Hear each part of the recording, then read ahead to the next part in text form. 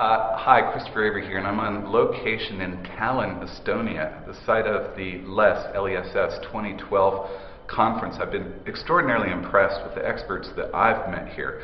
And I gave a keynote last night, and one of the folks I met I want you to meet, and that's John Styffe. John works with business executives who are really approaching burnout, who aren't able to maintain, who just have too much in their life, way too much stress, and he's got some very interesting tools, and I want you to meet him.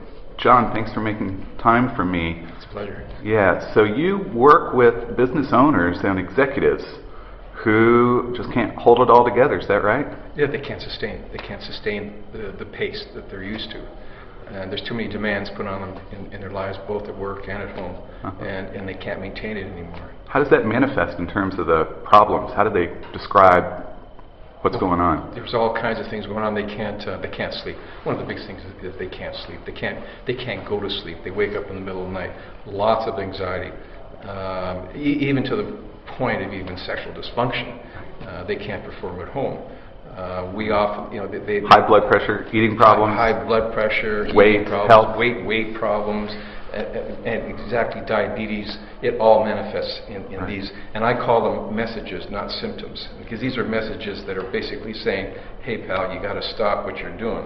Right. And a lot of times we don't listen to those messages. Right. So in today's organizational world, there's a popular notion of sustainable pace, which means, I understand, that you're good for 40 or 50 hours a week of work, and when you actually try and put in more than that, your productivity goes down, so that you put in 80 hours and you get half as much productivity as if you put in 40. So you call what you do self-sustainability, which means you help executives learn to go at a sustainable pace. Is that right? I agree, but there's a lot of people that have a real misunderstanding of what's sustainable. Many years ago, I used to help people to try to sustain, or I thought, which was to focus. A lot of these people have attention problems. They can't keep their attention, and to stay on task. And I learned from a very good friend who's sustainable in forestry. He said it was about learning how to take breaks. And that's what really got me interested in the IT business, because they started talking about the retrospective, which is a perfect opportunity to stop what you're doing. You re-energize, you reflect, you can look back on previous problems, then you get back at it again. And what you can do is get into that rhythm of taking your moments off. And it could be for 1 minute at a time, it can be for 5 minutes, it can be 10 minutes. The time is a relative. The point is that you learn how to turn off effortlessly and be able to turn on effortlessly.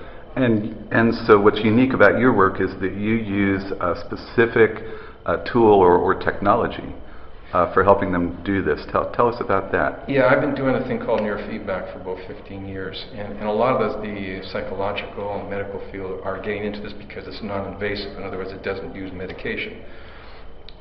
Sometimes they focus on the things that are wrong, and what I want to do is say, focus on trying to help people improve rather than fixing what they've gone wrong. I'm also doing what we call brain mapping, or QEEG, which basically takes a picture of the brain, its function, its electrical function. So I don't know what their thoughts are, it's just how their brain is operating. That helps me to look and say, okay, what do we need to work on? How can we change? And it's all possible. It can be changed. Right. Tell me a success case. A young Oriental, he was a banker, very successful in his younger life in the Orient. And he was in a big bank, and he was being, let's say, mobbed. He was feeling mobbed. And so we worked with him, and yeah, it's a success story. Is that he calmed down, he started to be open, he started to get along with the people at work. He was considering at one point that he was going to have to leave his place of employment. But now it's completely changed his life, and in addition, the added benefit is that the relationship with his family has improved tremendously. Wow. Thank you for doing what you do.